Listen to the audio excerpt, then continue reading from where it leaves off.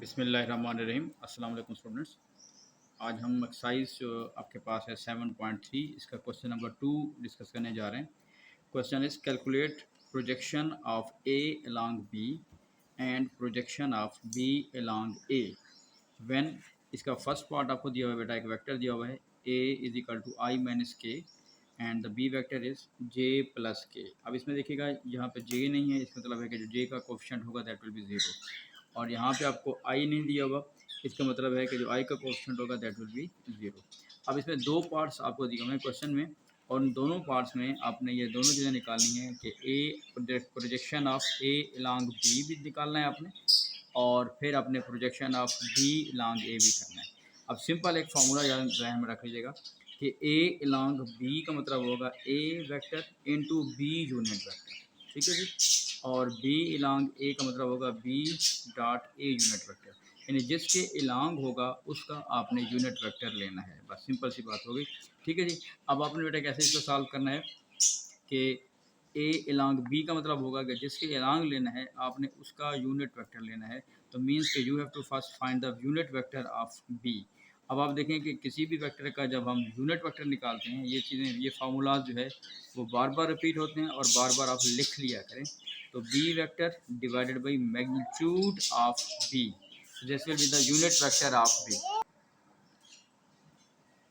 अच्छा बेटा, ये हम क्या कर रहे थे कि जैसे मैं बता रहा हूँ मैं, ए अलॉन्ग बी हम करेंगे तो जिसके अलॉन्ग होगा उसका अपने unit vector you have to find out, ठीक है जी। तो पहले यूनिट वेक्टर का जो फार्मूला है वो भी ध्यान रख लीजिएगा कि B vector divided by B magnitude, यानी जिसका भी आपने यूनिट वेक्टर निकालना है उस वेक्टर को उसकी मैग्नीट्यूड से डिवाइड कर लेते हैं।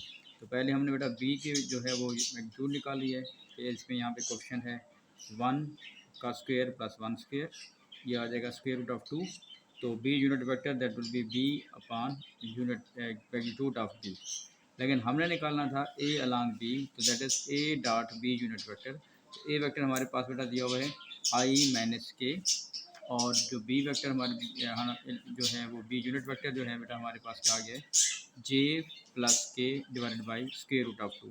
अब कॉन्सेप्ट क्या आ रहा है देखिएगा कि हमने पीछे पढ़ चुके हैं, पिछले लेक्चर में आपने देखा होगा कि जब हम आई डॉट जे करते हैं वो ज़ीरो होता है, आई डॉट के भी ज़ीरो होगा, इस तरह के डॉट जे भी ज़ीरो होगा क्योंकि उसमें एंगल 90 डिग्री बन जाता है, और कॉस थीटा जहाँ पे यूज़ करते हैं कॉस 90 वो ज़ीरो होता है। इस तरह के को मल्टीप्लाई करेंगे, कोफिशिएंट ऑफ के जो है यहाँ पे 1 माइनस 1 है और यहाँ पे 1 है, तो के डॉट के 1 होता है, तो दैट विल बी -1। तो ओवरऑल इसका आंसर बन जाएगा -1 अपॉन स्क्वायर रूट ऑफ 2। इसी तरीके से जो सेकंड इसका बेटा आपके पास इसी पार्ट का सेकंड उसने कहा हुआ था, you have to also find the B along A, projection of B along A. तो मैंने आपको अभी कहा है कि जिसके भी अलॉन्ग करना होगा उसका आपने यूनिट वेक्टर निकालना है। तो हम क्या करें, पहले यूनिट वेक्टर कैसे निकालेंगे कि हमारे पास अगर ये एक वेक्टर दिया हुआ है ए दैट इज़ आई माइनस के, तो इसकी हम मैग्नीट्यूड पहले निकाल रहे हैं बेटा 1 स्क्वायर, फिर प्लस -1 का स्क्वायर हो जाएगा, क्योंकि मैग्नीट्यूड कैसे निकालते हैं किसी भी वेक्टर की, x1 square plus y1 square plus z1 square, जो भी उसके कोफिशिएंट्स होते हैं। तो ये भी आपके पास स्क्वायर रूट ऑफ 2 आ रहा है, और unit vector that will be vector of A divided by magnitude of A, ठीक हो गया। अब हमने क्यों क्या करना है, बी अलॉन्ग ए, तो जिसके अलॉन्ग होता है, ये रिपीट मैं करूँ बार बार, तो उसका आपने यूनिट वेक्टर निकालना है, तो that is B dot A unit vector. तो बी वेक्टर बेटा हमारे पास जो है वो है जे प्लस के, और ए जो वेक्टर आपके पास आ रहा है, ठीक है जी, ए आपके पास आ रहा है A I minus K divided by square root of 2। इसका भी कॉन्सेप्ट समझ लीजिएगा, जब हम जे डॉट आई करेंगे that will be zero, J dot के दैट विल आल्सो ज़ीरो, के डॉट आई ये भी हमारे पास ज़ीरो हो जाएगा, लेकिन जब हम के डॉट के करेंगे तो वो 1 आ जाता है, ठीक है जी। तो plus minus 1 upon square root of 2, तो ओवरऑल आपका आंसर ये आ जाएगा -1 अपॉन स्क्वायर रूट ऑफ 2।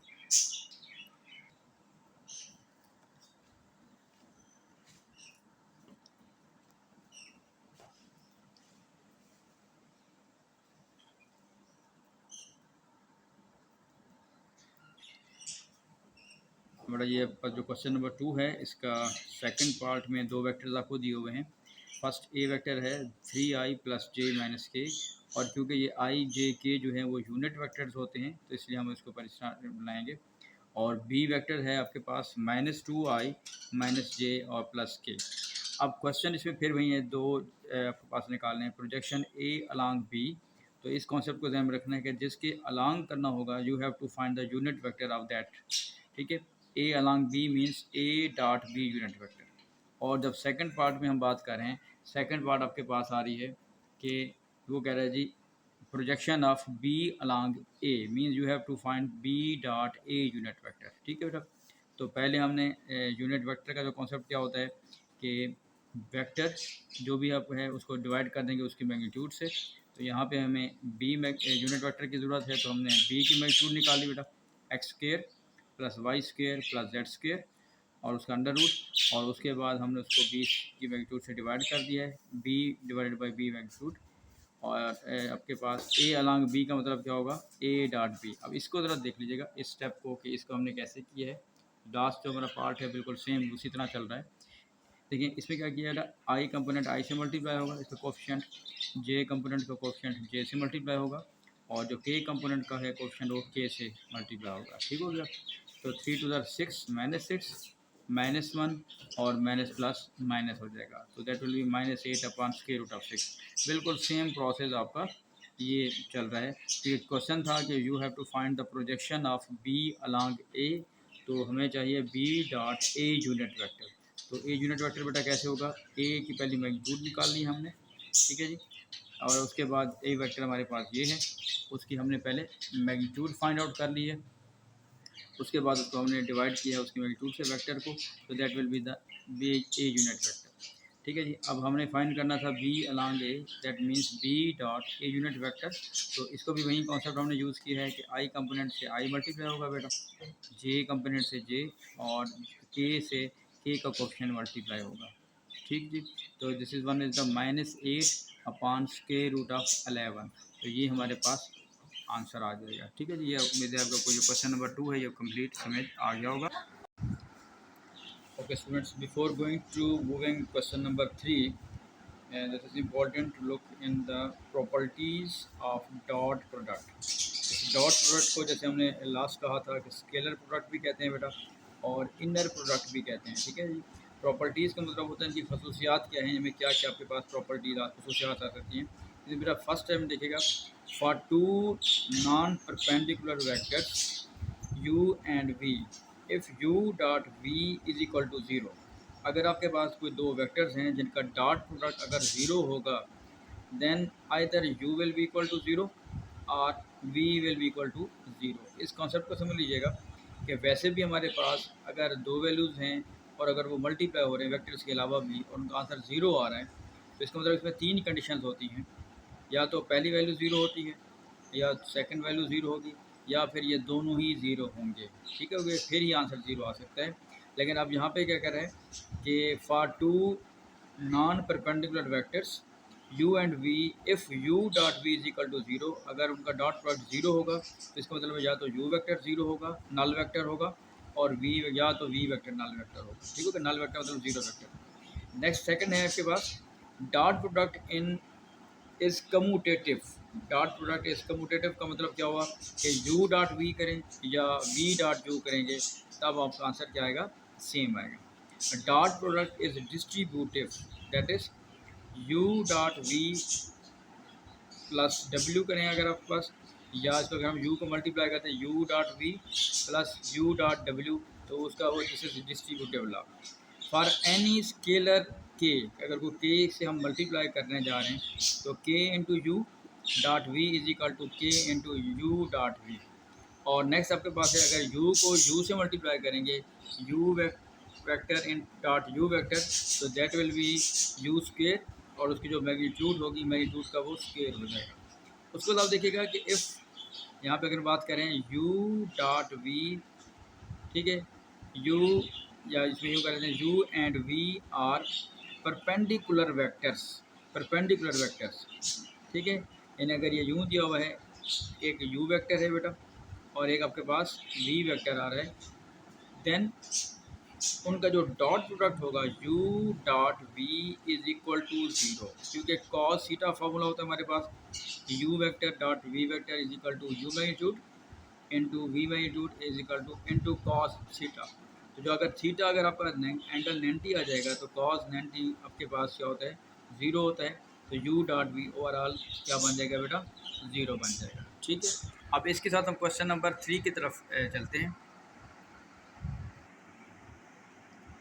तो बेटा क्वेश्चन नंबर हमारे पास है 3, और इसका जो आपके पास दिया हुआ है कि यू फर्स्ट पार्ट है u vector and v vector. आपके पास क्या कह रहा है, एज ये परपेंडिकुलर वेक्टर्स हैं, then you have to find the value of alpha. इसमें जो अननोन आपके पास आ रहा है वो अल्फ़ा जो है वो आपने इसकी वैल्यू फाइंड आउट करना है। अब पीछे हम पढ़ चुके हैं कि जब दो वेक्टर्स परपेंडिकुलर होंगे तो उनका जो डॉट प्रोडक्ट होगा वो क्या होगा, ज़ीरो होगा। अब डॉट प्रोडक्ट कैसे करेंगे, आई कंपोनेंट को आई के जो कोफिशिएंट है उसको आई से मल्टीप्लाई करेंगे, जे के कोफिशिएंट को जे से मल्टीप्लाई करेंगे, और जो के का कोफिशिएंट है उसको हम के से जो है वो मल्टीप्लाई करेंगे। ठीक हो गया जी। तो दिस इज़ टू अल्फ़ा, और जब वन से मल्टीप्लाई करेंगे two alpha, one into alpha that will be alpha, और minus one into four that will be minus four. अब देखें यहाँ पे टू अल्फ़ा प्लस अल्फ़ा हमारे पास कितना आ रहा है बेटा, थ्री अल्फ़ा आ रहा है। और थ्री अल्फ़ा जब हमारे पास ये वैल्यू आ रही है तो उसके बाद हमारे पास क्या कॉन्सेप्ट आ रहा है कि अल्फ़ा इज इक्वल टू 4/3। तो हमारे पास अल्फ़ा की वैल्यू क्या आ रही है, 4/3। और बेटा नेक्स्ट इसका आपको बता रहा है second part, u is equal to alpha I plus two alpha J minus K, and v is equal to I plus alpha J plus three K. Same concept के u और v आपके पास perpendicular हैं, then you have to find the value of unknown that is alpha. Same concept, जब आपके पास दो vectors perpendicular होंगे तो उनका जो डॉट प्रोडक्ट होगा that will be equal to zero, u dot v is equal to zero. तो dot product अभी हमने सारे क्वेश्चन में कर रहे हैं कि आपके पास आई कंपोनेंट को बेटा आई से मल्टीप्लाई करेंगे, उसके जो कोफिशिएंट्स को, और जे के कोफिशिएंट को जे से मल्टीप्लाई कर रहे हैं, और के कोफिशिएंट को हम के से मल्टीप्लाई करेंगे। तो that will be alpha into plus two alpha square और माइनस का थ्री, क्योंकि वन हो जाएगा, थ्री वन था। अब देखें यहाँ पे आ रहा है two alpha square plus alpha minus three. अब ये बेसिकली क्वाड्रेटिक इक्वेशन बन गई है। तो जब क्वाड्रेटिक इक्वेशन को हम सॉल्व करेंगे तो फैक्टराइज करेंगे, और ग्रुपिंग मेथड बन रहा है 3 टू द 6। इसके जब पेयर बनेंगे तो 3 अल्फ़ा माइनस टू अल्फ़ा। ठीक है, ये सारे कॉन्सेप्ट आप 10th क्लास से पढ़ते आ रहे हैं बेटा। तो यहाँ पे अल्फ़ा कॉमन ले लेंगे बेटा, that will be two alpha plus three, और यहाँ पे माइनस वन कॉमन होगा। जब कोई वैल्यू कॉमन नहीं होती आपके पास तो वो वन आपके पास जो है वो कॉमन होता है। ठीक है जी। तो हमारे पास इसकी जो वैल्यू आ रही है वो बन गई है two alpha plus three. so that will be alpha minus one into two alpha plus three is equal to zero. तो अभी हम जो पीछे कॉन्सेप्ट पढ़ रहे थे कि अगर दो वैल्यूज़ मल्टीप्लाई हों और उनका आंसर ज़ीरो हो तो इसका मतलब है either first value is zero और the second value is zero और बोथ आर ज़ीरो। इसका कॉन्सेप्ट हम यूज़ करते हैं कि अल्फ़ा माइनस वन ज़ीरो हो सकता है बेटा, और आप इसको लिख सकते हैं कि two alpha plus three is equal to zero. तो फर्स्ट इक्वेशन से alpha is equal to one, और द सेकंड से इक्वेशन हमारे पास क्या आ रही है, अल्फ़ा इज इक्वल टू -3/2। ठीक है बेटा, ये आपके पास क्वेश्चन नंबर जो है ये हमारा 3 हो गया। उम्मीद काफ़ी आपको ये सारा समझ आ गया होगा। ठीक है जी, नेक्स्ट टाइम फिर हम नेक्स्ट वीडियो पे नेक्स्ट क्वेश्चन को सॉल्व करेंगे इंशाल्लाह। Thank you. बेटा इसमें एक चीज़ मैंने पहले भी कई दफ़ा बताई है आपको कि जब आप ये लेक्चर नोट कर सुन रहे होते हैं तो प्लीज़ इसके जो कंटेंट्स हैं वो नोट करते जाया करें। इस तरह आपके जो नोट्स कंप्लीट होते जाएंगे, सिर्फ सुनने से आपको चीज़ याद नहीं रहेगी। ठीक है, तो क्वेश्चन नोट करते जाएं, क्वेश्चन करते जाएं। हाँ, अब जब आप देख लेंगे एक जैसे क्वेश्चन आपको बात देख लेंगे, बहुत सारे क्वेश्चन हैं रिपीट हो रहे हैं। जैसे एक क्वेश्चन है जिसके 3 पार्ट्स हैं वो सारे एक जैसे आ रहे हैं, तो अब उसमें से एक पार्ट को कर लें, इंपॉर्टेंट कर लें। ठीक है, लेकिन जब तक आप खुद अपने बाई हैंड नहीं करेंगे, प्रैक्टिस नहीं करेंगे, तो सिर्फ सुनने से समझ तो आएगी लेकिन वो आपको कॉन्सेप्ट क्लियर नहीं रहेगा। एग्ज़ाम में फिर आपको प्रॉब्लम हो सकती है। ठीक है बेटा, थैंक यू।